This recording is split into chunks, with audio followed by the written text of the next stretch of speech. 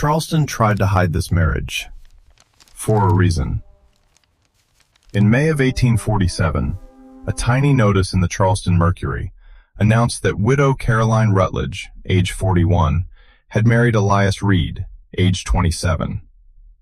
To most readers, it looked like a small society oddity. But inside the houses along Lower Meeting Street, people understood immediately. This was dynamite. Only weeks earlier, Elias Reed had appeared in the Rutledge household ledger, not as a gentleman, not as a clerk, not even as a servant in the ordinary sense, but as property. That alone would have been enough to stain a family name for generations. But the real terror was bigger than the wedding. The real terror was the possibility that this had not begun in 1847 at all, that it had begun years earlier, quietly, inside a respectable Charleston home built to enforce rank, race, and obedience. If that were true, then the scandal was not just one widow's defiance. It was proof that the walls of Southern society had been hiding things its owners could not afford to name. What survives of the case is scattered across court petitions, church notes, shipping receipts, private correspondence, and fragments of a journal most of Charleston spent decades trying to deny had ever existed. Piece those fragments together, and a more disturbing story appears. Not a sudden act of madness, not a passing obsession, something slower, more deliberate, and far more dangerous to the people whose power depended on keeping every person in a fixed place. Caroline Rutledge was born Caroline Devereaux, daughter of a rice family whose money reached back to the earliest profitable years of the Carolina coast. She was raised in a tall brick house near St. Michael's Church, educated enough to quote poetry, trained enough to host a table without a single visible mistake, and married at 18 to Edward Rutledge, a widower nearly a quarter-century older than she was. Edward owned a townhouse in Charleston and a rice estate upriver. The marriage joined money to money, reputation to reputation, and placed Caroline inside a household already arranged around silence. Edward's first wife had died years earlier, leaving him with a son named Thomas, only 6 years younger than Caroline herself. Visitors described the house as orderly to the point of strain. Dinner was precise. Speech was measured. Edward talked little. Caroline handled guests, servants, purchases, and correspondence with a kind of polished control that made outsiders call her composed. But one visiting aunt wrote that the composure felt practiced, as though the entire household had agreed never to look directly at whatever made it necessary. In 1829, a woman named Dinah was brought into the Rutledge household from New Orleans. With her came a boy of about 9. His name was Elias. At first he appeared in the account books only as Dinah's boy. Then he began showing up in separate notations: new shoes, lamp oil, errands to the counting room, delivery of letters into town. A few years later, the entries changed again. No longer Dinah's boy, no longer just Elias. Now, Elias Reed. That small shift mattered. Plantation records were built to reduce people, not define them. A surname in that world suggested attention, distinction, recognition of an individual place in the house. And the Rutledge books contain another irregularity. Tucked between normal purchases for sugar, ink, and imported cloth are repeated entries for a slate, copy paper, and cheap school primers, each marked with variations of the same note, for E.R.'s lessons. No one in respectable Charleston would have called that harmless. South Carolina law and custom were explicit enough on the point. Literacy, especially among the enslaved, was treated not as a gift, but as a threat. Reading could alter how a person saw himself. Writing could move information beyond the reach of the household. Once a mind had language, silence became harder to enforce. And yet the lessons continued.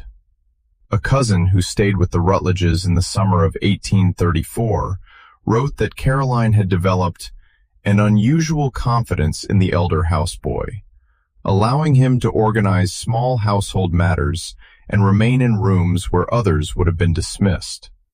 The cousin meant the remark as criticism. In hindsight, it reads like early evidence of a boundary already slipping. Then Edward Rutledge died in the fever season of 1844. His will survives only in partial abstract, but the strangest clause in it was remembered by multiple later witnesses. Elias Reed was to remain in Caroline's household and was not to be sold or transferred. Why would a man like Edward Rutledge take the trouble to protect one enslaved young man by name? Charity does not explain it. Convenience does not explain it. Fear, perhaps, comes closer. After Edward's death, Caroline observed the required mourning forms. She reduced her appearances. She wore black. She declined invitations. But those who visited noticed something else. The house did not descend into confusion, as many expected. Accounts remained balanced. Merchants were received on time. Deliveries were checked. And increasingly, the person handling those things was Elias Reed. A former kitchen maid later testified that by late 1845, Elias was sitting at the late master's desk to sort invoices before Caroline reviewed them. A neighboring widow claimed she saw him walking with Caroline in the rear garden at dusk, not several steps behind, but beside her. A cousin wrote that Caroline addressed him with an ease I found profoundly improper, as if speaking to an equal she had no intention of pretending otherwise. Still, rumor is one thing, proof is another. The first moment the city seems to have truly panicked came in January of 1847. Thomas Rutledge, Edward's son, had been hearing whispers from former household staff and from a clerk who said Elias now handled certain purchases in town. On the 15th of that month, Thomas arrived at the Charleston house without sending notice ahead. The official record of what happened next is cautious to the point of absurdity. A sheriff's log notes a disturbance at the Rutledge residence before dawn. A church memorandum written days later refers to domestic impropriety of a grievous and unnatural kind. A legal petition filed by Thomas accuses Caroline of being mentally unfit to control her affairs and of placing the household under the influence of a person wholly unsuited by station to such trust. Translation was hardly necessary. Whatever Thomas saw inside that house, he believed it destroyed the entire fiction on which the family depended. By noon, Elias Reed had been taken into custody on allegations that shifted with each retelling: insubordination, theft of papers, threatening conduct. None of it held. The charges quietly collapsed. But public silence did not mean private retreat. If anything, the failed arrest seems to have forced the next move. 6 weeks later, Caroline obtained freedom papers for Elias. Then she did the one thing Charleston could neither absorb nor forgive. She married him. The ceremony was not held in one of the city's grand churches. No respectable rector would have touched it. Instead, it took place inside the Rutledge parlor with only 3 witnesses present: Dinah, a lawyer from Boston named Nathaniel Pike, and a Methodist minister whose name appears once in a Reform newspaper and then almost nowhere else. By sunset, the news was moving through the city faster than official notices could contain it. The backlash was immediate. Thomas petitioned to seize the estate. Relatives publicly disowned Caroline. Clergymen spoke about moral collapse without naming the couple directly. Men who would never have described themselves as a mob began discussing protective action. On the night of April 23rd, according to a letter found years later in a private family trunk, a group of local men went to the Rutledge house carrying lanterns and clubs. They demanded that Elias come outside. Caroline stepped onto the porch instead, holding a fowling piece across both hands. The letter's anonymous author claimed she said only this: "You have mistaken this house for one you still command." The men retreated, but not for long. When the sheriff returned 2 days later with authority to search the property, the house was empty. Not ravaged, not abandoned in panic. Empty, with intention. Linen covers over the furniture, silver packed away. Kitchen coals dead. One room off the back library stripped so clean, it seemed almost theatrical. Shelves bare, desk removed. No loose page, no primer, no ledger scrap. Nothing. Former staff later identified that room as the place where Caroline and Elias spent long evening hours over books and accounts. By then, the couple was gone. Charleston watched the docks. Notices traveled to Wilmington, Philadelphia, Norfolk, even New York. Thomas Rutledge hired agents. But the trail that seemed so hot in April turned misty almost at once. A porter in Georgetown claimed a pale woman in widow's dress and a dark-skinned man traveling as relatives had boarded a northbound packet. A boarding house keeper in Philadelphia later said a quiet pair using the name Ellis paid in cash and asked unusual questions about trains leaving for the Canadian provinces. No witness could prove enough to end the speculation. And then, for several years, the story should have died. It did not die because of what builders found in 1852. While repairing an interior wall in the back room that had been stripped before the disappearance, workmen uncovered a narrow cavity behind loose paneling.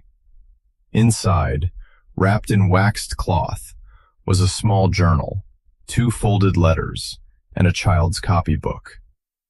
The materials were delivered first to a magistrate, then somehow into the hands of Judge Matthew Devereaux, Caroline's maternal uncle. He reportedly read the journal in a single night and locked it in his study safe. 3 weeks later, he suffered a stroke. His widow later claimed she burned the journal unopened after his death. That would have ended the matter neatly, except a law clerk admitted years later that he had copied several passages before the journal disappeared. If the clerk told the truth, the journal began in 1829, the year Dinah and Elias entered the Rutledge household. The earliest entry described the boy as restless in intellect, too quick to remain unseen. Another complained that Edward had warned Caroline against indulgences that encourage ideas above proper station. By 1831, the entries mention lessons conducted in secrecy. Letters first, then words, then lines of verse. Caroline wrote that teaching him felt less like generosity than opening a locked room and discovering it had been occupied all along. Those are not the words of a woman dabbling in charity. They are the words of someone crossing a line and knowing it. The later entries darken further. One copied passage from 1838 reads, "He is no longer a child to be guided, but a mind I wait to encounter. This is the danger, not affection alone, but recognition." Another, written after Edward's death, says, "The house breathes differently now. In his company, I hear my own thoughts return to me, made sharper and less afraid." Recognition, not impulse. Deliberation, not accident. The final surviving entry is dated just days before the marriage. In it, Caroline writes that Nathaniel Pike has secured the necessary papers, that money has been sewn into hems and coat lining, and that friends in Philadelphia will pass them farther north if they move quickly enough. She adds one detail Thomas Rutledge would have found especially intolerable. Dinah insisted on staying behind at first, both to delay suspicion and to protect what Caroline called the smaller truths still hidden in the house. That phrase sent later researchers in several directions at once. What smaller truths? More letters? Financial records? Evidence that the relationship had been concealed not merely after Edward's death, but while he was alive. No one knows. If such material existed, it was removed before the sheriff's search or destroyed soon after. But the journal was not the only surviving fragment. In 1860, while renovating an old commercial building in Albany, workers found 3 letters hidden inside a boxed interior column. They were addressed to Mrs. Jane Reed and signed only D. Most historians believe the writer was Dinah. The letters never mention Charleston directly, but they refer to the old house by the church, to the son who still asks questions, and to our friends by the harbor where no one stares as long. The middle letter, dated 1849, contains the crucial line, "Your husband says the shop must stay modest until people stop measuring him with southern eyes." That single sentence changed everything, because now the story was no longer only about escape. It was about survival after escape, about a new identity being constructed carefully enough to withstand attention. More clues surfaced in shipping and trade records over the following decades. A manifest for the brig Antebellum out of Philadelphia lists a Mrs. C. Ellis and an E. Ellis traveling to Halifax in June of 1847. A city directory from Halifax the next year includes an E. Reed, importer of tea and spices, operating from a narrow storefront near the waterfront. The directory after that lists a Mrs. Jane Reed at the same address. None of those pieces prove beyond doubt that Caroline and Elias reached Nova Scotia. Taken together, they make alternative explanations harder to maintain. The most intimate evidence came from a source no Charleston judge could control. In 1871, the descendants of a Halifax seamstress donated several notebooks to a local historical society. Buried in one was the diary of a young assistant who had worked for the Reeds in a small shop for nearly 2 years. She describes Mrs. Reed as American, educated, careful with money, and too graceful for the life she claimed to have always known. She describes Mr. Reed as dark-skinned, reserved, exact in his books, gentle with customers, and visibly tense whenever Southern visitors entered the shop. He writes, "They speak to each other quietly, but like people carrying a shared danger that has made them more married than any church could." That line is devastating. Not because it proves romance, because it proves duration, pressure, daily life. This was not some fevered escape that burned out in a month. If the Halifax evidence is genuine, then Caroline and Elias did what Charleston most feared they might do. They turned scandal into a life. There is one final fragment, and it may be the most haunting of all. In 1883, a retired customs officer in Nova Scotia gave an interview in which he recalled an American woman who once asked, very carefully, how long business records were kept after a man's death. When asked why the memory remained with him, he said she touched the counter, looked toward the harbor, and replied, "Because some names have to survive twice." No record confirms that the woman was Caroline. No record identifies the man she meant. But the remark fits too perfectly beside everything else that survives. So what actually frightened Charleston in 1847? Not only that a wealthy white widow married a black man who had once been legally owned within her household.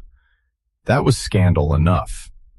What truly frightened them was the possibility that the structure had failed from the inside, that literacy had created intimacy, that intimacy had created mutual strategy, that a house designed to keep one person commanding and another obedient had become, in secret, a place of conversation, planning, and recognition. The relationship did not merely violate the rules. It exposed how unstable those rules always were when people had time, proximity, language, and motive. That is why the records around the case feel so damaged, why names fade, why official papers become vague exactly where they should become precise, why later family accounts strain so hard to portray Caroline as deranged rather than deliberate. Madness is safer than intention. A lapse is safer than a plan. A scandal is easier to bury than a method. Because if Caroline and Elias managed this over years, if lessons became literacy, literacy became trust, trust became partnership, and partnership became escape, then the story suggests something much larger than one forbidden marriage. It suggests there were other houses, other lessons, other hidden recognitions, other people reading by candlelight in rooms their masters thought they controlled.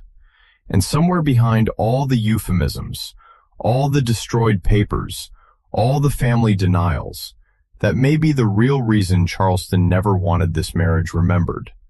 Not because it was impossible, because it proved it wasn't.